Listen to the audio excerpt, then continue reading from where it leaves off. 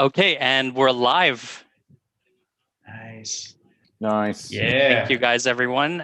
Thanks for your patience. Thank you, community, for waiting for us. So just want to give a quick introduction here, and we can get started. So I'm Mike from the Chainlink team. Very happy to have you all here today. And I'm excited to welcome our friends here, Jesse and Coder Dan from Aavegotchi. I want to thank also the Chainlink community and also the Aavegotchi community for joining us here today. So just a brief overview before we start. The goal of this Q&A live stream is really to allow the community to engage with us and learn a little bit more about integration between our two projects and really explore what makes this integration unique and understand also what the benefit is in the ecosystem for how these two projects work together. So the agenda will be very briefly 20, 30 minutes or so, kind of a Q&A where we walk through the topic, which is Aavegotchi, and also some updates about the project. We'll have something to share as well from the team, and we'll try to get to some questions on the live chat as well. So without further ado, there's a lot to talk about today. Some very exciting news, I think, just before we started here, and wanted to kind of check with you guys and probably share a little bit more about what's going on with the launch date and obviously the first generation of NFTs. So yeah, over to you guys. Awesome. Yeah, thanks for having us, Mike. It's great to be back. I think it was about 5 months ago that we did a Chainlink Q&A with you guys, and it was a fantastic. I think it's still at the top of my LinkedIn. It's just a great interview. And this time to be with you, Mike, and perfect timing. Literally 10 minutes before we went live with you, Dan and us, we just tweeted out the launch date for Aavegotchi. So we're kind of on cloud 9 right now. Champagne's ready to be popped. Actually, that's going to happen. The champagne will get popped on March 2nd because that's our launch date. So we just confirmed that. Technically, it's actually Link Bubbly, but yeah. True. It's Chainlink Link Bubbly, one of the wearable NFTs that will be available on launch day. So pixelated bubbly is better and healthier. The best. Yep.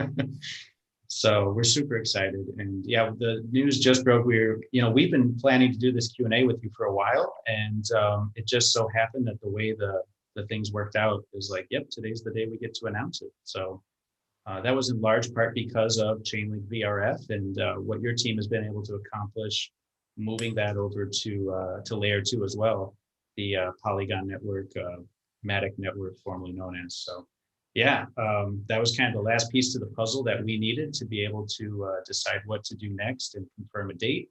Now that VRF is live, that's the random number generator we were counting on. We pretty much just need a little bit of wiggle room here, give our community about a week to get ready. And anybody interested in getting Aavegotchis, now they know that they've got about a little less than a week to get involved. And then the NFT drop will be happening at Aavegotchi.com. So we are super excited right now. I think you can tell. Absolutely. It's amazing. I wanted to learn a little bit more. So you mentioned kind of the move to layer 2 and over to Polygon. So how has that been? Can you walk us through that process? Yeah, Dan could probably speak to that a little more. Yeah, it's in general, I mean, it's been very smooth. Really, the infrastructure that we needed was there for the most part. And really, one of the reasons we picked Matic Polygon is because all their ecosystem, their infrastructure is EVM compatible. So it really means that we didn't have to change any of our smart contract code. We could just literally just port it over with very few changes. Actually, all of the changes that we made were positive improvements that actually are going to make the UI and the UX on our app much better. We're going to be able to have gasless transactions, which is really not possible on Ethereum mainnet. So that was really cool to be able to do that. And I guess the hardest part of the migration is moving all of our Ghost token and making sure that all of that is ready and in place for when we actually launch the game. And in addition to the Ghost token, we also have our A tokens that are, Aave powered A tokens that are interest generating. And that's kind of the core of what an Aavegotchi is. They didn't exist on Polygon Matic before we made our announcement. So we've been kind of in a mad mad dash to get all that value from Ethereum mainnet migrated over to Polygon. And we've had some great help from the Aave team, from Polygon, from QuickSwap Dex, which is like a Uniswap clone on Matic, and it's been they've been very helpful giving out quick token to liquidity providers on their decks. So we've seen about $40 million worth of liquidity go on to QuickSwap decks, mainly from Ghost and these different A tokens such as MAUSDC, which are crucial building blocks for Aavegotchi. So really, it's been the tech side has been one part, and the other side is just moving all the value that we need for our game onto Polygon. Dan makes the tech side look easy. So then it just comes down to the human side and incentives and that kind of thing. So yeah, it's been kind of a little bit of one leg and then the other. So when we initially were going to launch on Ethereum in January, and we started seeing these spikes, we started looking at, well, we always intended to go to layer 2, but it was going to be a 2-step. And so what would it take to do it now, and what pieces are missing? And from a tech perspective, it was, okay, first and foremost, is Chainlink's VRF going to be or already on Matic? And now Polygon. We're going to keep interchanging those words throughout this, I think. They're the same thing. And then also like the bridge. So how easy is it to move these different tokens that are required to play our game? How easy is it to move them to layer 2? And there's a great wallet at Matic. Is it wallet.matic.network? But it does a little bit of everything for everybody. It has staking, it's a wallet, it's a bridge. And so very early on, we recognized we wanted something that was just super intuitive. And so by like week 2 of January, we are like heads down building a different UI for a bridge, aavegotchi.com/bridge, where people can go now, and that's all it does. It's we said, how can we make this as intuitive as possible? It's called a bridge. Why don't we make a cartoon bridge across your computer screen, and literally like on one side is Ethereum, on the other side is layer 2, and pick your token, input the number, and hit go. And that's what we have now. And it's that's the reason those large numbers Dan was citing have been able to move over. I think I got to give some credit to that, because it's just so easy and foolproof that people feel comfortable. Because the first few times I did it, I was like, I'm a little uncomfortable right now, and this is a big step, and it's a little scary. It kind of reminded me of like the earliest days of using crypto for myself. And so we just really put a lot of effort into making it user friendly, and then yes, working with some partners on that side to make sure all the tech is there, the incentives are there. We did a kind of a big farming campaign at the top where Matic helped us, we helped, and everybody put in something to get the community excited about going through the trouble and the risk of taking the leap to layer 2. And so now there's plenty of Ghost on that side. We have deep liquidity, and everybody is able to participate in our launch when it happens on March 2nd. Other than that, thanks for sharing that. Yeah, I'm trying to think on the tech side. What was the most challenging thing, Dan? I want to really the most challenging part is I think it's going back from Matic back onto Ethereum. It's challenging for multiple reasons, but I think one challenge is that people don't realize it costs money to withdraw their funds back onto Ethereum. So we've had a lot of people who are they've bridged over and they've played a little bit on Matic, but then when they're ready to come back, they kind of get trapped and they don't realize it costs one Ethereum transaction to get out of the bridge, which can sometimes be hundreds of dollars. So that's kind of a UX problem that we are going to be solving. And there's also other new solutions coming on board. I know there's some work being done to have like an onboarding ramp from the exchanges like Binance, routing through Binance Smart Chain to go directly onto Matic and Polygon. That's going to be really cool. So there's a lot of UX that can really be seriously improved to have a much easier onboarding experience. We're really right at the beginning of this whole wave moving towards layer 2, and which is I'm so excited that Chainlink was able to port their tech, their oracles, and also their VRF onto Matic so quickly, because it was something that we had heard about back in, it must have been at least 6 months ago, when you guys were talking, that Chainlink was going to be launching on Matic, but we weren't really sure of the time frame, so it's taken a little bit longer than we expected, but I think it's totally fine. It's given us time to build our marketplace that did not exist. That's actually another thing I didn't mention just a second ago. There's currently no really functional NFT marketplace on Polygon. OpenSea is launching there very soon, but they don't really, it's kind of more of a proof of concept right now. So we actually had to spend a month building our own smart contract for our marketplace, where people can trade their Aavegotchis and their wearables back and forth with each other. Yeah. So I think it's been perfect timing. The Chainlink coming online gave us plenty of time to get that marketplace contract written and fix any bugs in that we had. So we're really excited. I think March 2nd is the perfect date. Couldn't be any better. Yeah, absolutely. Looking forward to that. I guess at this point, Jesse, is there something that you'd like to share with the rest of the community about that? Yeah, I'm going to be buying as many Aavegotchis as possible. That's what I want to share. No, it's a fair distribution, so that's actually true. We didn't pre-mint any, so that'll be a foot race. Mm-hmm. And the Chainlink VRF plays a big part in that. So you're right. I'm going to share my screen and let's see, kind of walk through that process for those that are curious about getting involved, and demonstrate kind of where the VRF comes into play. Okay, you guys can see my screen. Real quick, we've been using VRF also on Ethereum mainnet for about 4 months now. It's been great. We've used it 3 times in 3 different raffles. People have really loved it. It's worked flawlessly. So we're really excited to be using it for much cheaper on Polygon. I think on mainnet it costs 2 link. So it's a lot to do. It was going to be very difficult for us to use VRF for each portal on mainnet. Yeah. So now that we're on Polygon, it costs very little, and each portal can have its own VRF call, which is so nice. Yeah.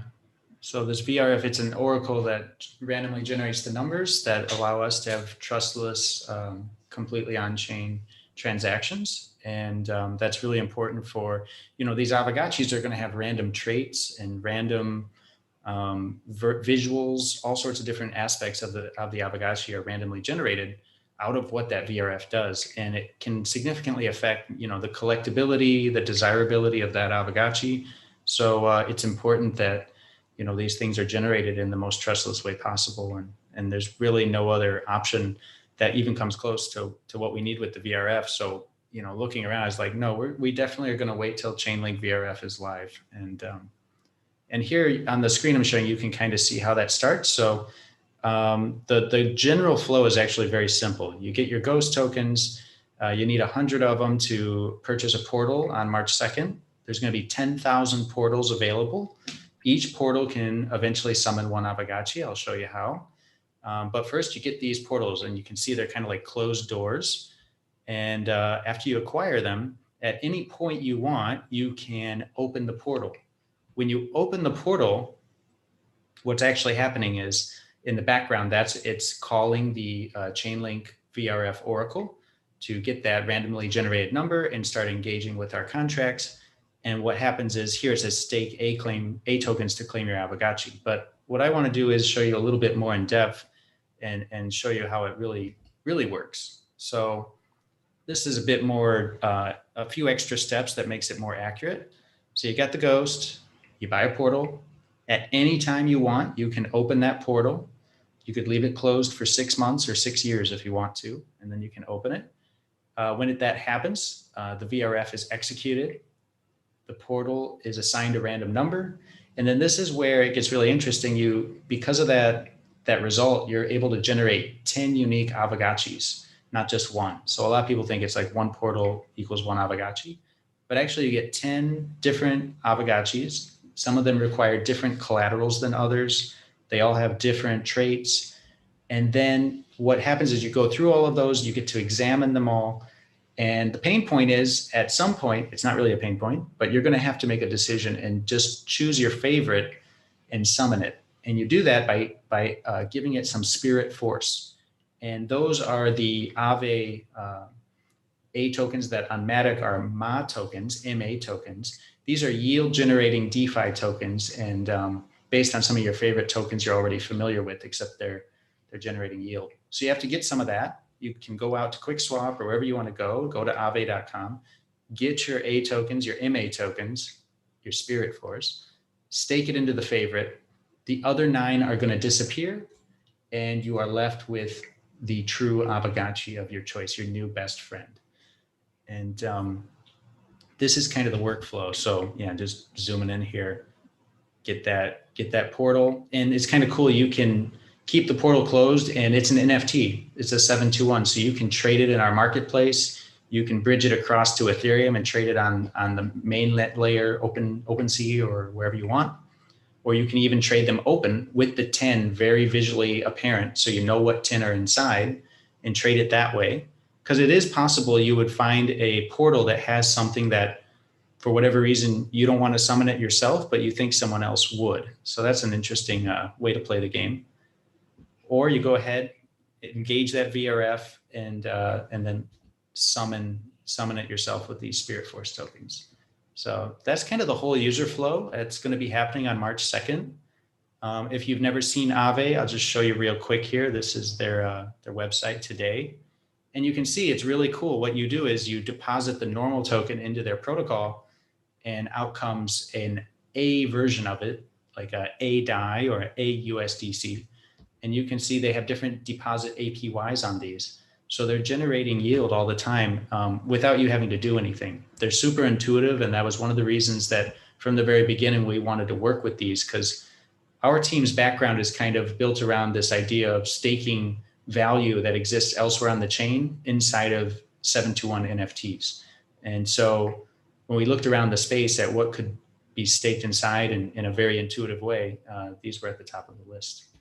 So this is probably helpful for most people when they get familiar with all these different versions of the tokens. At the bottom, you've got your normal tokens. You see Ether, Aave, Link, Uni, and the stable coins.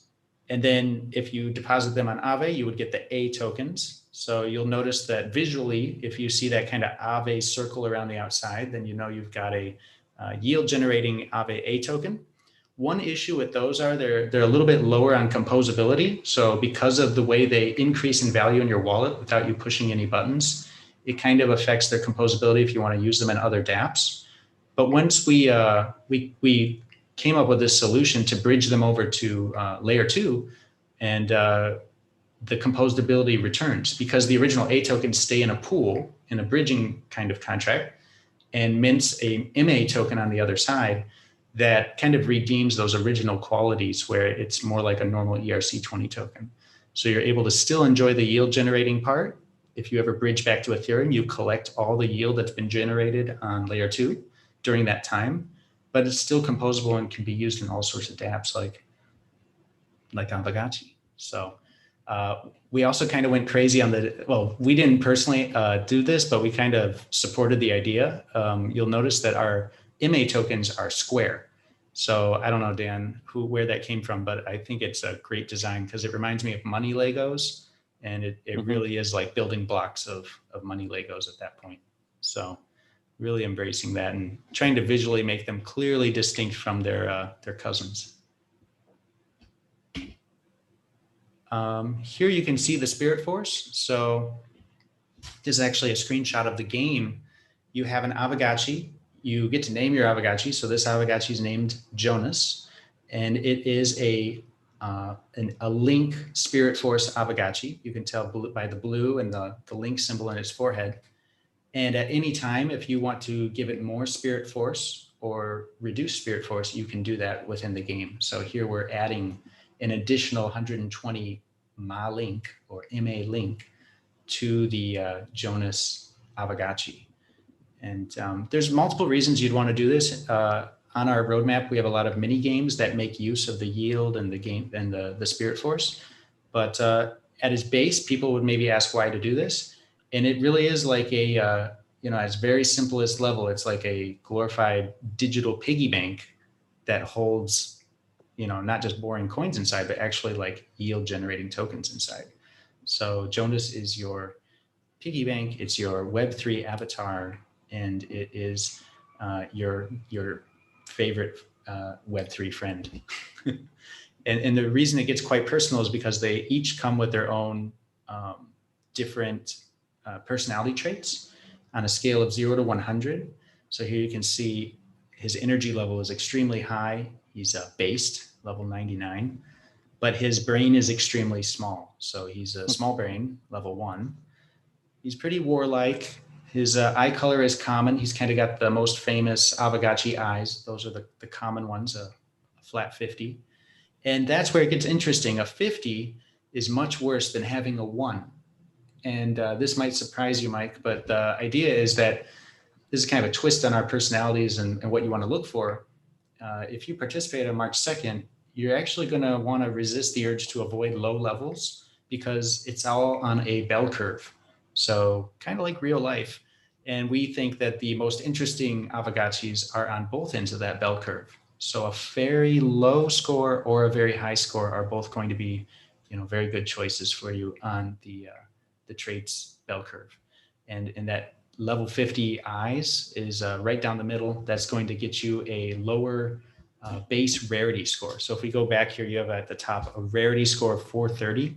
That is really important when it comes to competing in Rarity Farming, which is kind of our play to earn game. So you can actually earn a lot of different ghost tokens or maybe other tokens in the future based on how high your rarity score is. So you want to start with a good base rarity score based on those personality and visual traits. And then you want to augment that and support it with different wearables that you can get in the shop, or you can win by staking your tokens and participating in Chainlink VRF raffles. And the end result is you can come over to our NFT bazaar, which is our marketplace. And you can see you can do the portals, the gotchis, the wearables, even consumables and tickets. And the information that is really important is put up right up front where you can see the rarity score, their level, their haunt is like their generation. So March 2nd, everything will be haunt 0, generation 0. And if you click into these, you get a kind of deep dive. You can drill down and really see all their different items and all their different wearables and things that go with them. Yeah, one thing I want to just throw in real quick is related to the naming of the Aavegotchi. A lot of people probably don't realize this, but each Aavegotchi name is completely unique in the universe. And you have to summon and claim the Aavegotchi before you can set the name. So if you are one of these people that love to flip names, like you were flipping these ENS domains or flipping URLs back in Web 2, this is an interesting opportunity because you can have another chance here where you can get your Aavegotchi and you can claim some very unique names. You can get Vitalik, Satoshi. Don't you dare get Coder Dan though, 'cause that's my name. I'm gonna make sure I get that name. Yeah. Golden Cross. You can get Sergey. And once you have that name, that Aavegotchi owns that name forever. No one else can get it. So that's going to be big clout, big bragging rights for whoever gets those names in Aavegotchi. Yeah, there's a lot of moving parts. The name is definitely one of the very first things to go. So Sergey the Conqueror is a great name. I think that one only exists on the test net. So you totally could, whoever's listening right now, write that one down. That's a keeper. Sergey. So yeah, this is kind of just the overview of the whole thing. You've got your, the ghost token powers it all. And I don't even know why this slides in here, but yeah, you can see I think I'll stop screen sharing now. Yeah, real quick That's about amazing. Ghost Token as well. When people spend Ghost Token in Aavegotchi on portals or wearables, 33% of the Ghost is going to be burned forever. It's going to be locked up. No one can use it. 40% is going to go directly towards our player rewards. So we're going to be having a contest basically called Rarity Farming, where the rarest Aavegotchis are going to get a portion of those player rewards, and they're going to be pretty significant because when the first haunt launches, there's going to be 400,000 ghosts that are allocated towards that pool just for portals. There's also going to be wearables that are going to be for sale, So we're expecting there's going to be 500, maybe 600,000 ghosts that is going to be allocated to our players just from sales. So you definitely are wanting to play the game. Don't just hold the Aavegotchi. You definitely want to try and raise its level and raise its rarity as well.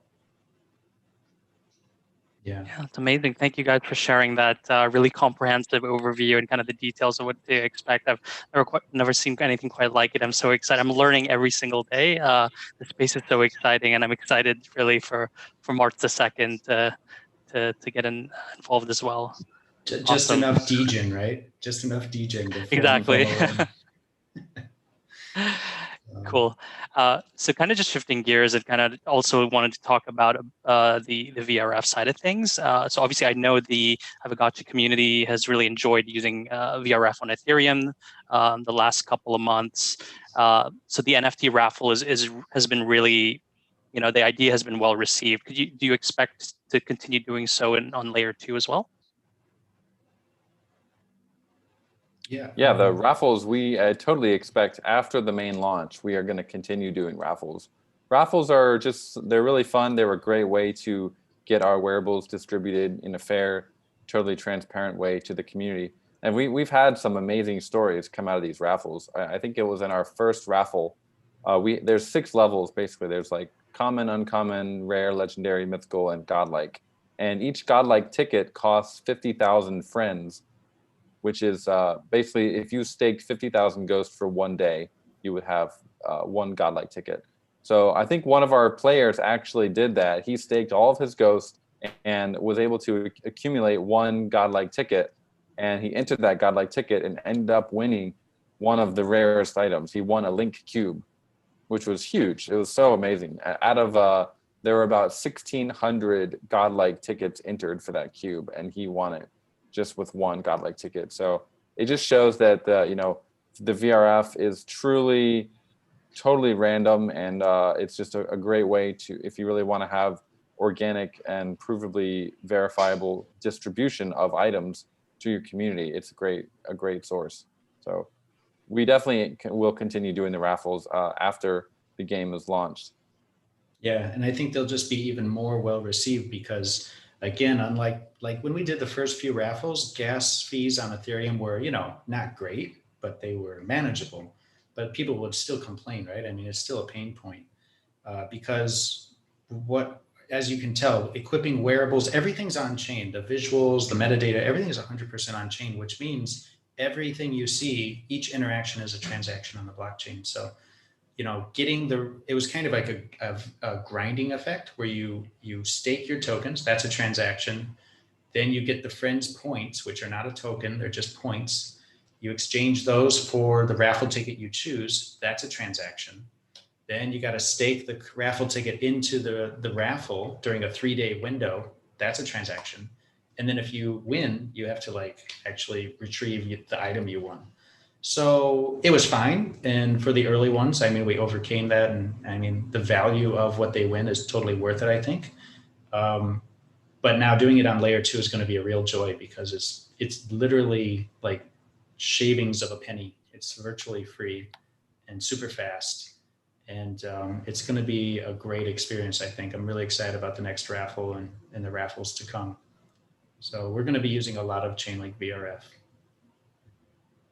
The other thing is there'll be more portals in the future. We'll see how it goes. We have a DAO that controls a lot of the game mechanics. So it's very likely that they will vote at some point to create a second haunt of portals.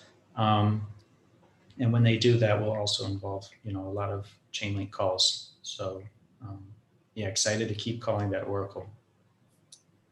Yeah, absolutely. And just wondering, right, when it comes to the raffles, is that going to be at some point in the quarter in Q2 or a little bit later down the line?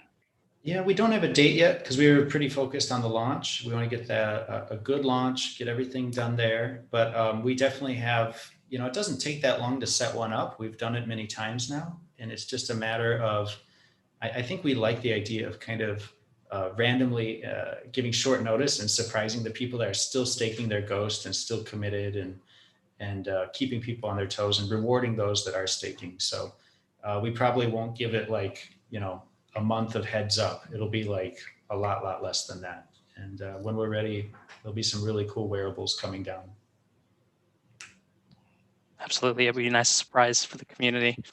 And speaking of the community, actually, we would like to learn a little bit more about how your community plays a role in the development of the project, and how you guys interact with your community. So, could you share a little bit about your players and the community that makes up Aavegotchi? Yeah, when we launched last summer, launched the concept of the game and just put it out there. A huge part of why we were able to go ahead and do it was the response we got from the general crypto community saying, this is an awesome idea, we want to support it. And so from the very beginning, we knew we wanted to do a kind of DAICO, a DICO, which is more emphasis on the DAO and decentralized governance. And so the game mechanics are all controlled by Ghost token holders, and in the future will also be controlled by Aavegotchi holders. So if you have an Aavegotchi, you have more weight than strictly just being a whale with a lot of tokens. So we have 3 phases of the DAO planned. We're in phase 1 right now, quickly approaching phase 2, and we're really excited to explore DAO governance on layer 2, because voter apathy is one thing, but a lot of it comes from friction. And there's so much friction on layer 1 where it's expensive to participate. And so like products like Snapshot, they have gasless voting signaling, but to do an actual like on-chain execution with where the contract executes what the DAO votes for, that's something that'll be very pleasant to do, I think, on layer 2 and with Matic Polygon. So the community is at the heart of everything with Aavegotchi. We've been really fortunate with that. I don't know, maybe Dan wants to speak to certain parts of, just the ethos and why how lucky we've been really with everyone being on the same page. I think we wanted to build a community that, we know going into this, we knew that the community was always going to be in charge of the game. So it's always been our mission, our goal to make sure that the community is very involved.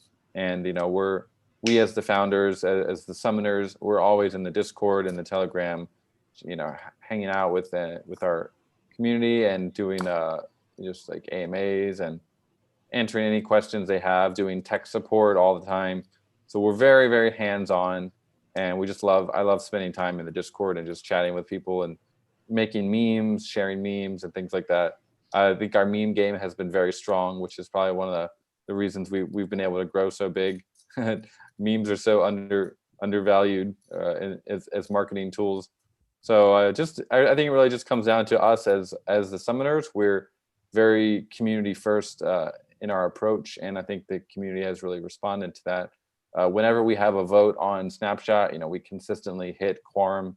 We usually blast through it. Even on-chain votes, we had an on-chain vote a couple months ago, and we hit double our quorum for that vote. It's just amazing. So yeah, I think that'll continue as well as we continue making governance a core part of the Aavegotchi game.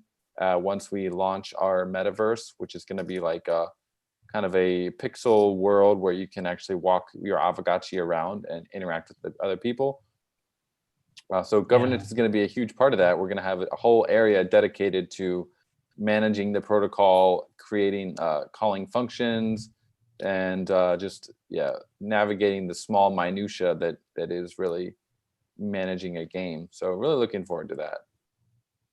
Yeah, the Metaverse is really going to double down on giving the community just the best place yet to interact and meet each other and develop ideas and execute on them even. So we're super excited about that. That's kind of the next big step in our roadmap.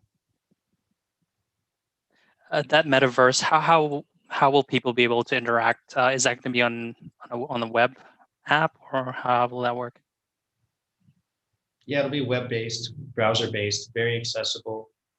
At least initially, that's the way in. And imagine like, Legend of Zelda type top-down pixelated world, 1994. Very light on your browser. We don't want your laptop catching on fire, that kind of thing. So we can just focus on connecting, and voice chat will be present. And like Dan said, some smart contract connections right there over the visuals. So always kind of obsessed with abstracting away the blockchain and at the same time embracing the blockchain, if that makes sense. So it's going to be very present and then very comfortable all at the same time. That's the hope. That's the goal. So Absolutely, very exciting. Just wanted to also understand a little bit about the, I mean, the community, since you talked about it. Where exactly does your community hail from? Are they from all over the world, or we're obviously based in Asia? I'm in Singapore. Same with you, Jesse. Are they all over the world?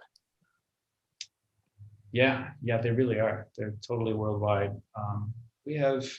We have ambassadors representing us, like kind of the best, most active in our community. We just reach out to them and said, would you be an ambassador for us in these different parts of the world in different languages?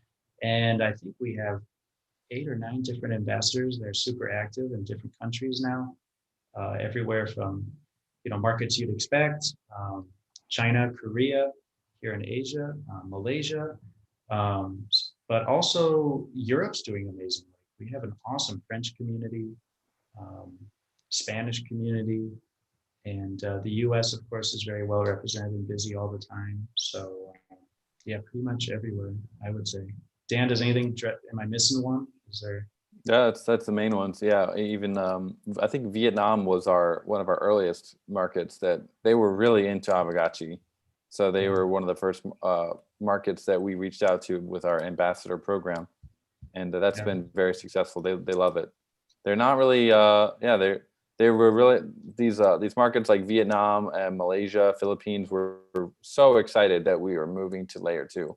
They were just they couldn't be more happy that that all these expensive transaction fees were going to be waived away with layer 2. So I think it's been a great pivot to layer 2. It was great that we did that because it really makes us more accessible to some of these other markets around the world that their players are not going to want to pay $50 to pet their Aavegotchi. So I think Aavegotchi Vietnam is saying hi to us right now. So hey, Aavegotchi Vietnam. Oh, hey. Yeah. Hey. So very active. Ciao. Philippines too. So it's really, really good. Great to see Southeast Asia representation there. Yeah, holding it down. Excellent. So perhaps we can rewind a little bit, and for those in the community who may not be so familiar with the team and the people behind Aavegotchi, it's really Pixelcraft Studios, and then perhaps we can dive into you guys and talk a little bit also about your team. Maybe you could give us some idea behind how this all started, and how did Pixelcraft Studios come about? Yeah, sure. So Pixelcraft Studios, we founded it just last year, summer of last year, on the premise that we were going to set out to build Aavegotchi. Prior to that, Dan and I had been kind of a duo, trio. There was a small team where we were building out and a product called BullionX, which is another NFT project that, again, had staking of ERC20 tokens directly into 721. So we were exploring what you could do with that. But Pixelcraft has grown immensely from its founding. And now we have, I think, about 10 people full-time on the core team, including developers. We're hiring all the time. We have an amazing CTO in Nick Mudge. Nick Mudge is one of the most notable, I almost said notorious, but no, most notable of Solidity developers in the space. He's the author of the ERC 998, which we take full advantage of. It's a very cool standard that allows you to have multiple NFTs linked together, like a parent NFT and child NFTs. And that's why when you move a Aavegotchi from my wallet to your wallet, all its wearables, which are 1155 standard NFTs, will move with it, because they're all linked to via this 998 standard. So it's very, very cool technology. And that was one of the reasons he was all over our radar. We wanted to make use of that from a very early stage, and very, very lucky to recruit and get him on board. But he just loved the idea of Aavegotchi and got involved very early. So Nick Mudge has been incredible. And we also have an awesome community lead in JC Crown, who's been involved in the crypto space for greater part of 10 years, well known in the Bitcoin community, well known in the Ether community. And And so, and then of course, our lead designer, all the beautiful visuals you see, kind of the realization of the visual side of this is a crypto art OG. I think everybody pronounces it different, but I think the standard now is established. It's Xibot, Xibot. You can follow him on Twitter. He's been involved with so many innovative crypto NFT artworks projects from the very beginning. So another crypto OG that got on board early, and he kind of just blew us away with his vision of what an Aavegotchi should be. And so it's really been a team effort to bring it all together and create this end result. And like I said, on top of all that, we've hired a lot of great talent that week after week, we're basically hiring right now. Front end, back end, marketing, team, support. So Pixelcraft is on the way. And then everything else is this awesome army of Aavegotchi fam, what we refer to as Gotchi Gang, hashtag Gotchi Gang. And that is our ambassadors, our volunteers, our Discord in general is just an army that we're going to be hanging out with later tonight. So I know some of them are watching. Because we just announced the launch date for March 2nd, we're going to be partying in the Discord about an hour and a half from now. So if you're not in our Discord, come meet the Gotchi Gang, because we're going to be partying. Gotchi Gang. I love that. Yeah. Amazing. I also wanted to know, and of course, it's a big part of your branding and part of your name, right? So, could you share a little bit about the history or your relation with Aave as well? Yeah, sure. So, back in May, I was doing a hackathon, the ETH Global Hackathon, Hack Money, and like at the time, Jesse and I were doing Bullying X, had basically completed our launch, and were kind of growing that project. But at the same time, I wanted to explore this new thing called DeFi that I had kept hearing about. So I did a hackathon with Aave, and of all the protocols, I looked at all the different ones, and there's Compound, there's Aave, and a couple others. But I really liked just their logo and their whole ethos. So I thought it would be fun to hack with them, and I just got to know their protocol, got to know their team, and I felt like Jesse alluded to earlier, their A tokens and the way that they grew in the wallet really was very attractive to me. So at the time, I brought it up to Jesse, and I just said, like, hey, what if we take these A tokens and stick them inside NFTs? Like, that would be pretty cool. And we kind of we wrote a proposal to Aave to kind of see if they would be on board with us using their mascot, their ghost, in our logo, in our name. And we wrote a proposal and asked for a ecosystem grant from them, and they were just so supportive. They loved the idea. They were totally on board with it.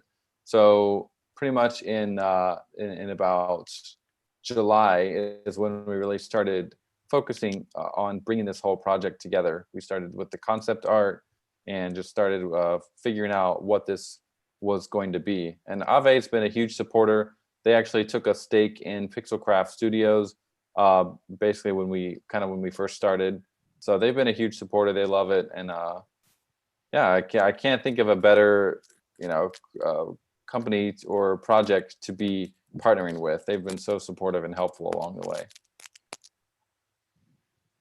Yeah, it's amazing. This amazing story, and I can't believe it's been less than a year. You mentioned July there. You guys are working so rapidly on all fronts. Do you guys ever get some rest or sleep? Well, one thing about Pixelcraft, at least while we're in this mode and for the foreseeable future, we enjoy it, and that is just no sleep. No, ship. We're just always shipping, and luckily everybody's on board with that, and so it's inspired work, and hopefully it shows through with the products we deliver. Absolutely. Thanks for sharing that great story behind the name. So kind of just talking about the future, right? So we talked about the amazing announcement. The community is really excited. Today was a huge day for you guys in the community. What's next, really? Perhaps this is a bit too soon to ask already, but we must, of course, ask this question. And can you tease anything, or can you kind of give us a heads up, at least, on what to expect for the year for 2021? leak some alpha, Dan? Leak some alpha? Yeah, well, there's definitely the realm is going to be coming. You know, it won't be immediately after the launch, but we've already started kind of working that out and have some concept art that we'll be sharing pretty soon for that. If you've read the white paper, you know there's a kind of a land or realm sale that's going to be happening, so people can start getting excited for that. And yeah, we have some awesome partnerships that are going to blow people's minds when we finally release them. So there's a lot to look forward to in the next quarter or two, for sure.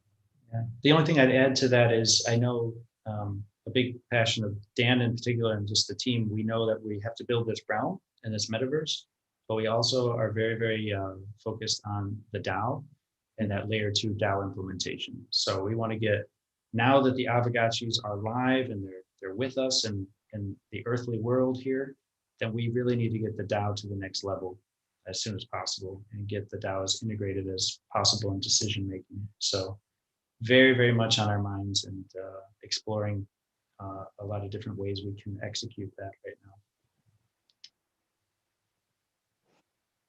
Great.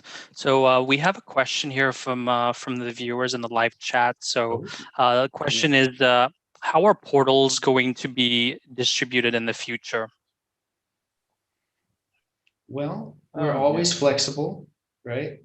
But we'll get through this first one and take notes. And but in general, yeah, Dan, what were you going to say? Oh, yeah, the first haunt is kind of we've decided to go with mostly a first come, first serve. Actually, the community right now is voting on a specific limit to how many portals should be purchased in each transaction. So we want to strike a balance between allowing people to get the portals that they want, but also not wanting large buyers to come in and swoop up 50 at a time. So that vote is currently ongoing. And I think for the next one, it's really up to the DAO when they want to do the next haunt. We will probably do we have like multiple discussion forums in our Discord and on dao.aavegotchi.com. And we're just basically going to be waiting until the DAO is ready to do a second haunt, and they will decide the parameters of the sale. They will decide how many haunts, how many Aavegotchis there will be. They will decide how much they will cost in Ghost. Currently it's 100. So they could decide to increase that or decrease that. They can decide how many, and if there's specific mechanisms that they would like to implement for the sale, then we are also open to, we can always modify the contracts a little bit to allow different parameters for the sale.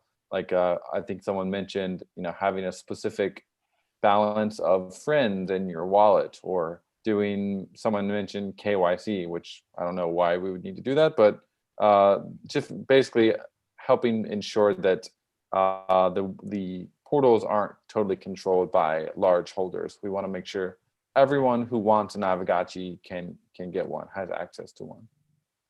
Yep.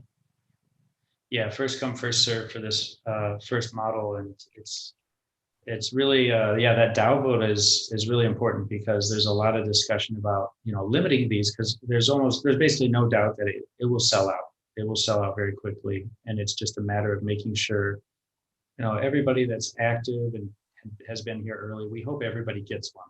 We really do hope everybody that should be able to get one. But at the same time, we kind of think first come, first serve is just the easiest, most fair way to do that in a way, because it's just like intuitive. Everybody knows first come, first serve. If we start adding in all these other layers and rules, it's a little late now for us to change the game.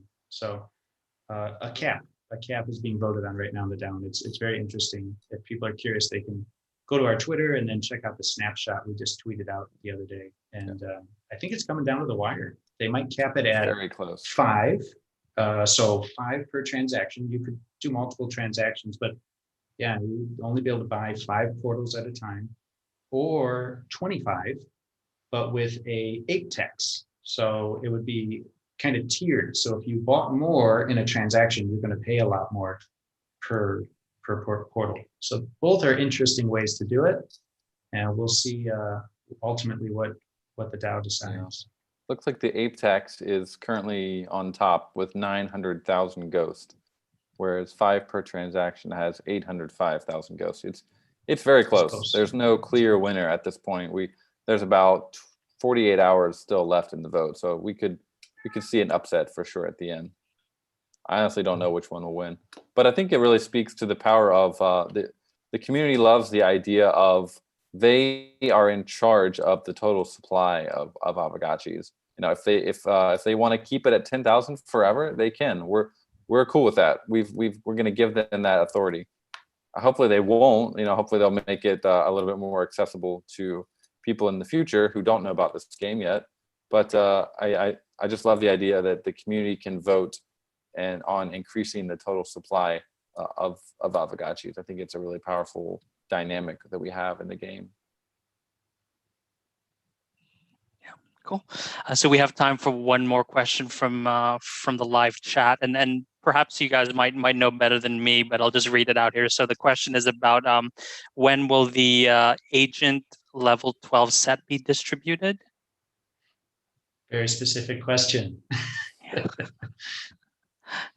We got an Yeah, agent in the house. those are going to be distributed basically right after the launch. Currently, the wearables contract doesn't exist on Matic because we haven't deployed it yet. So the agent, the OKX wearables, all of the wearable vouchers from mainnet, those are all going to be basically created right after the launch has been deployed. So you can expect those very soon. Yeah, Make right sure that for the agent, make sure that you have filled. There's a type form that people should have filled in a while back. Make sure that you fill that out if you're eligible for it. Yeah. Worst case, if you're not on that type form, come to the Discord or find me on Twitter, Golden Cross, and just seek us out and get added manually. So, but yeah, the overwhelming majority have already filled that out. So, yeah. Right in the launch window, everybody will be getting airdropped a lot of different wearables and from prior accomplishments. Great. Yeah, the last thing here then is, for those that may not be a part of the community yet, where can the audience kind of follow the progress and learn more about Aavegotchi? Yeah, so there's this discord.gg/Aavegotchi is our main place for conversation.